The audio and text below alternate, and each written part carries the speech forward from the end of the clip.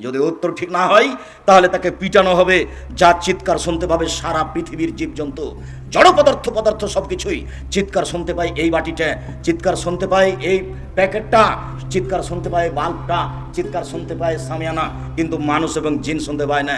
হাদিস বুখারী মুসলিম, এই কথাই মুহাম্মদ সাল্লাল্লাহু আলাইহি সাল্লাম বলেন, তার নাম কবর। কবর বলতে বাড়ির পিছন দিকে যে 2-2.5 হাত গর্ত করে মানুষকে ঢেকে দেওয়া হয়েছে তার নাম কবর নয়। কবর বলতে যদি এই কবরই হয় তাহলে যাকে বাঘে খেলো তার কবর কোথায়? কবরস্থানে যে ঢেকে দিয়েছে তাকে, এর নাম কবর নয়। যদি এটাই কবর হয় তাহলে পানিতে ডুবে হারিয়ে গেল যে, তার কবর কোথায়? কবর যদি এটাই হয় তাহলে যে আগুনে জ্বলে ছাই হয়ে গেল তার কবর কোথায়? শুনুন, মানুষ মরার পর থেকে নিয়ে বিচারের দিন পর্যন্ত একটা সময়ের নাম কবর, এর নাম আলামে বারজাখ। একটা সময়ের নাম কবর। এই কবর থেকে আল্লাহ নবী দিন রাত পরিত্রাণ চাইতেন। কিয়ামতের মাঠ এর চেয়ে জটিল,